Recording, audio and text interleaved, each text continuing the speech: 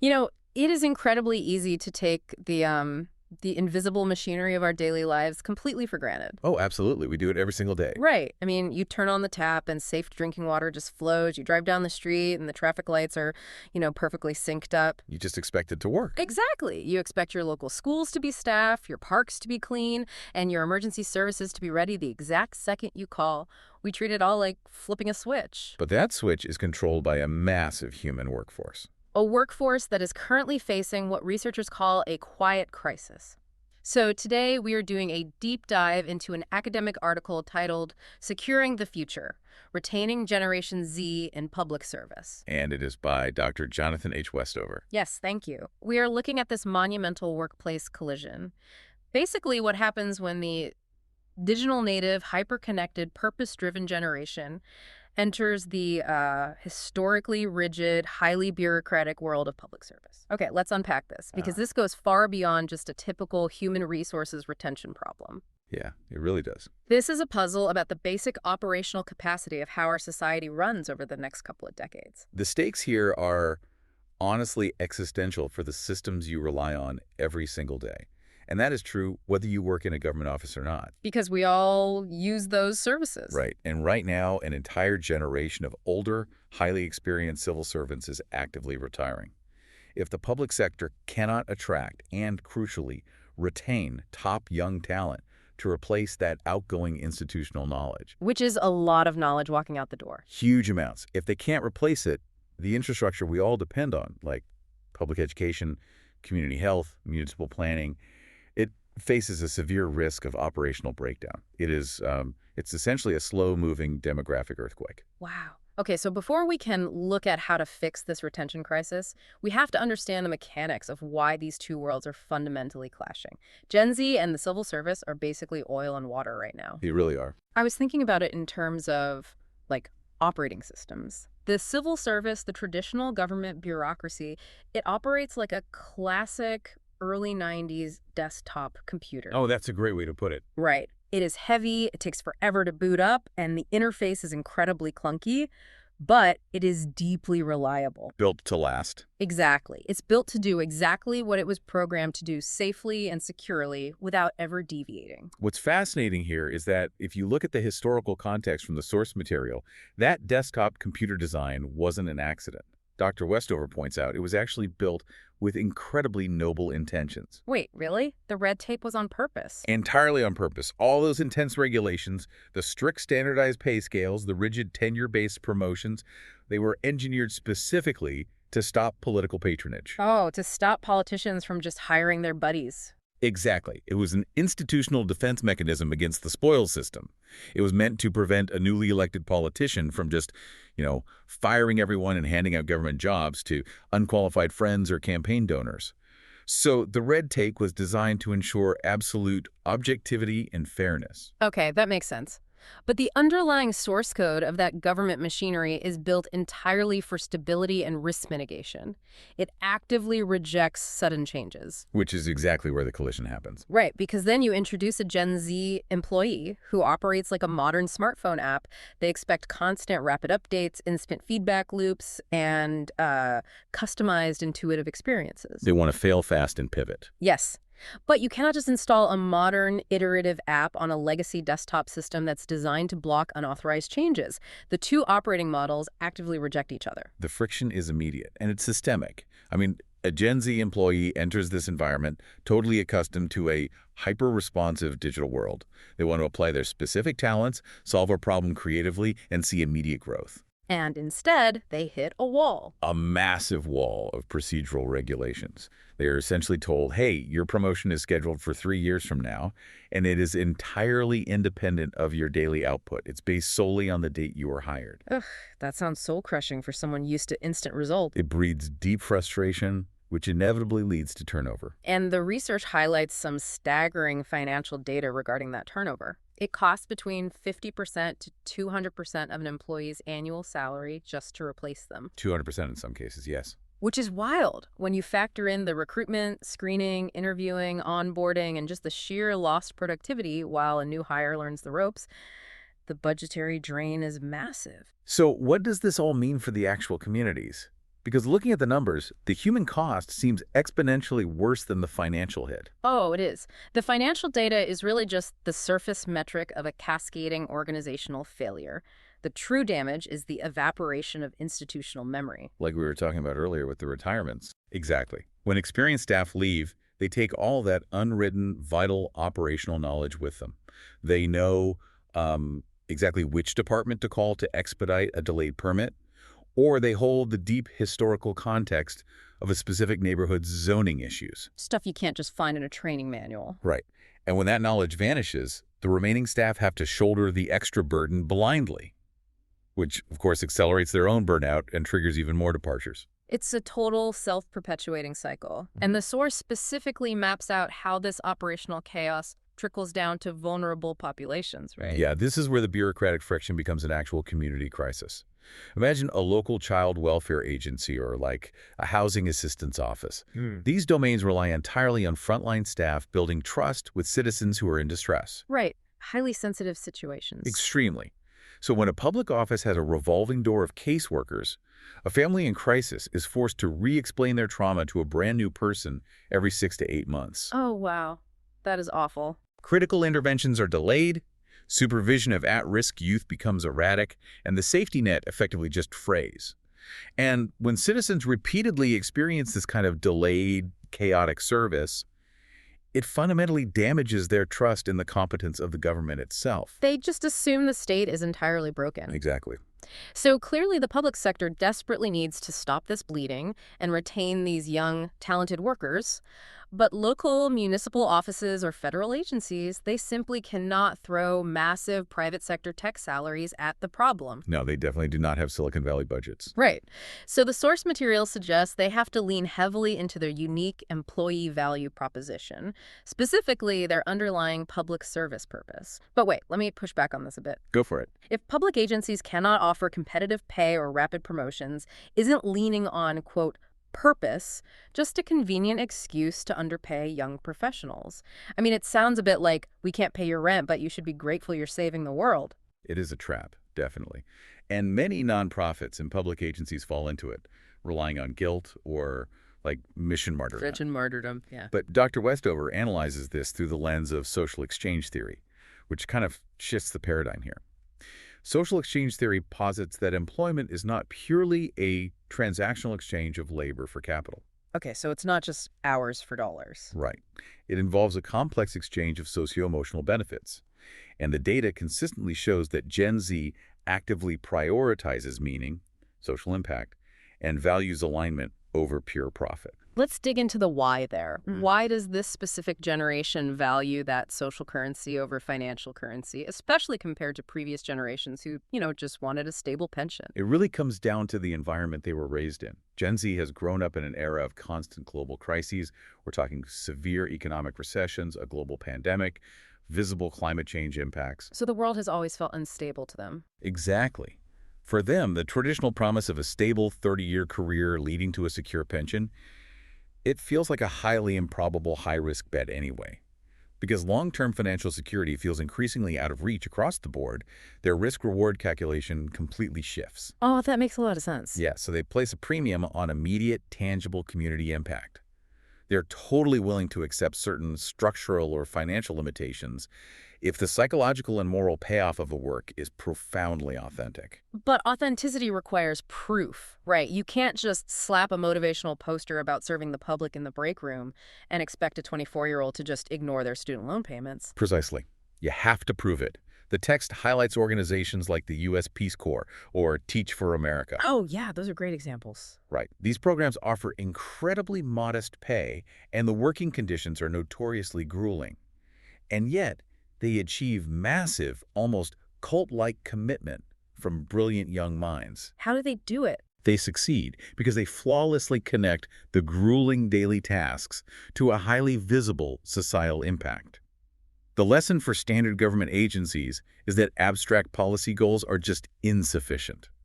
Dr. Westover emphasizes narrative storytelling and ensuring direct constituent contact. What does that look like in practice? Well, imagine an analyst crunching demographic data. They need to step away from the spreadsheet occasionally and actually meet the family who secured a housing voucher because of their specific data model. Oh, so the impact must be visible and visceral. Exactly. It has to be real. Here's where it gets really interesting, though, because even if an employee feels deeply connected to that purpose, moral superiority does not cure a Tuesday afternoon slump. No, it doesn't. If the government cannot promote them quickly and cannot hand out a quarterly cash bonus, how do they actually reward these employees on a day-to-day basis? This is where the research explores alternative currencies. Yeah. And there is a fascinating example from the city of Fort Collins in Colorado. The badge system, right? Yeah. They instituted this system where employees give each other digital thank you badges. At first glance, it sounds a little superficial, almost cheesy. That sounded a bit corporate. Right, but underneath, it perfectly mirrors the psychological reward loops of social media or video game achievements. I mean, Gen Z grew up in a digital ecosystem governed by instant likes, shares, and immediate microvalidations. So this feeds right into that. Exactly. A low-cost, peer-to-peer badge system provides that frequent, positive feedback they instinctively crave. It fills the huge void left by the archaic, once-a-year performance review. It bypasses the bureaucracy to tap directly into the psychological need for visible recognition. And we see this operating at the absolute highest levels of government, too. Look at NASA. NASA is a federal agency, so they have the same rules, right? Exactly. NASA is bound by the exact same sluggish federal constraints and pay scales as, like, the Department of Motor Vehicles. That is wild to think about. Yet NASA has intentionally cultivated a culture that aggressively celebrates both team and individual milestones.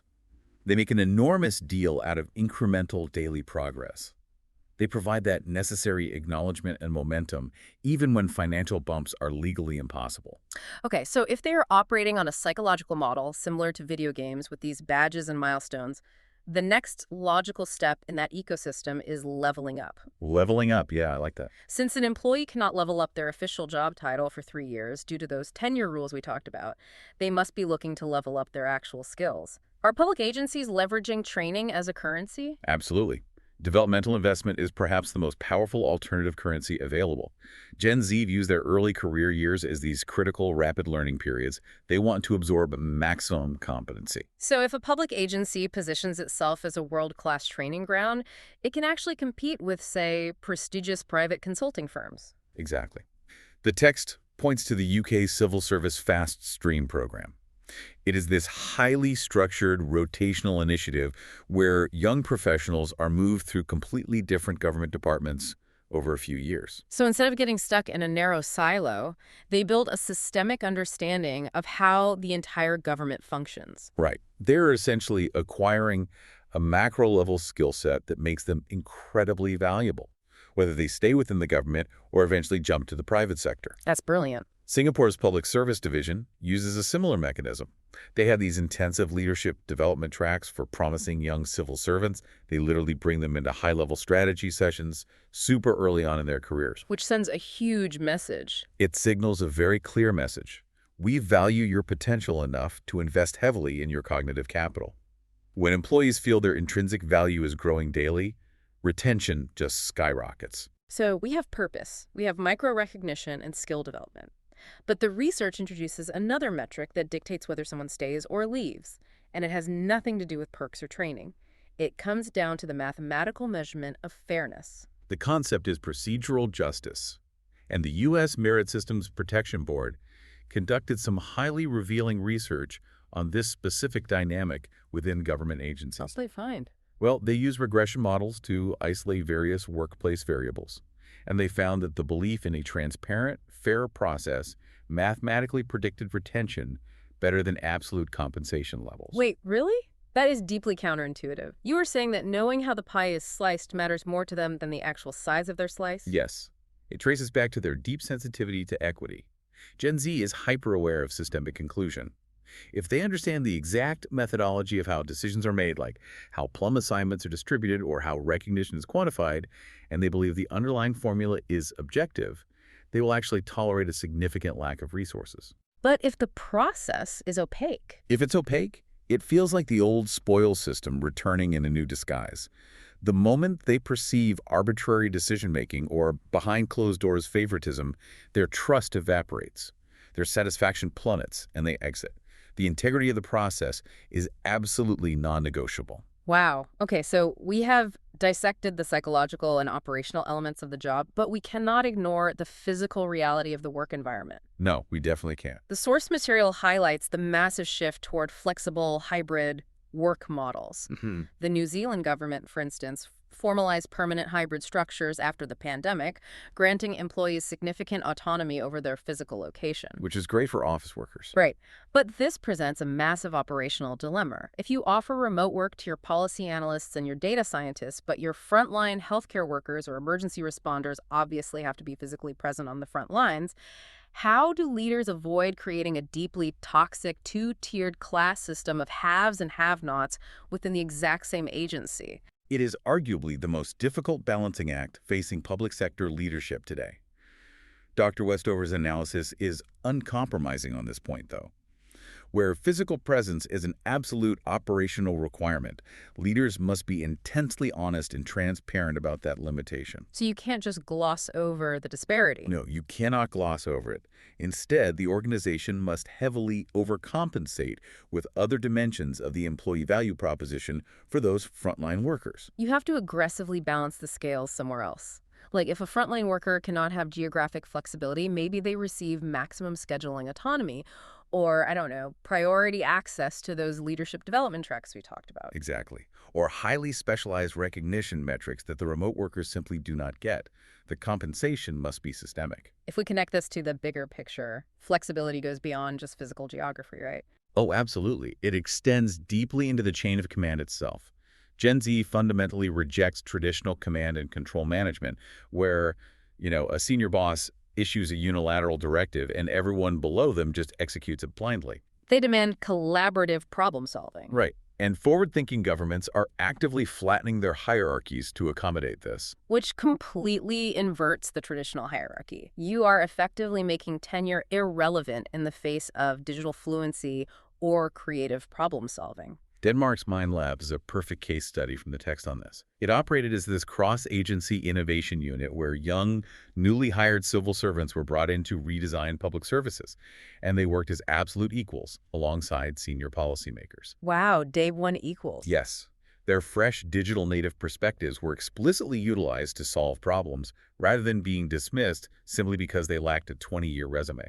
The U.S. Presidential Innovation Fellows Program operates on a similar frequency, actually. They embed accomplished modern technologists from the private sector directly into sluggish federal agencies. Right, which initiates a really fascinating process of reverse mentoring. Yeah, reverse mentoring. You have a younger, highly tech-fluent professional sitting at the same table with a career government official. The young technologist absorbs the complex, real-world realities of implementing government policy at scale. Meanwhile, the senior official learns how to leverage modern digital tools, agile thinking, and rapid iteration. It bridges the generational and the technological gap simultaneously. It proves that rigid hierarchies are a choice, not a requirement. And it fundamentally recalibrates the psychological contract between the government and the worker. I mean, Gen Z is bringing immense energy, intuitive digital fluency, and a genuine burning desire to make a societal impact. The government's only job is to provide an operational environment where those traits are actually harnessed, rather than stifled by an operating system designed a century ago. Taking a step back and looking at Dr. Westover's research holistically, the path forward is remarkably clear. The public sector does not need to miraculously transform into a Silicon Valley startup. Right. They do not need to install ping pong tables or offer stock options to keep Gen Z. They simply need to authentically deploy the assets they already possess. They need to strip away the bureaucratic opacity to highlight their genuine public service mission. Invest heavily in continuous professional development. Implement transparent systems of micro-recognition and dismantle those rigid hierarchies to allow for collaborative, agile work styles. The transition from a legacy operating system to a modern dynamic framework is entirely achievable. And as the data shows, it is absolutely essential for the survival of public administration. So for everyone listening, the next time you interact with a government service, whether you are pulling a building permit, renewing your driver's license, or just relying on a local health department, take a moment to consider the massive, invisible effort required to attract and retain the brilliant young minds keeping that machinery running. It is not just concrete wires and code. It is driven by individuals making a conscious choice to serve the public trust. And securing that workforce is the only way to secure the future of our communities. We will leave you with this final thought to mull over, building on those concepts of reverse mentoring and the collision of these two operating systems. It's a big question. It is. If the public sector actually executes this transition, if they successfully rewire their ancient desktop computers to harness Gen Z's digital fluency and their intense desire for systemic social impact, what happens if government work eventually becomes more innovative and agile than the private sector? That would flip the script entirely. Right. What if the next great workplace revolution doesn't happen in a corporate boardroom, but right down the street in your local municipal office? That is a profound possibility to consider. Thanks for joining us on this deep dive.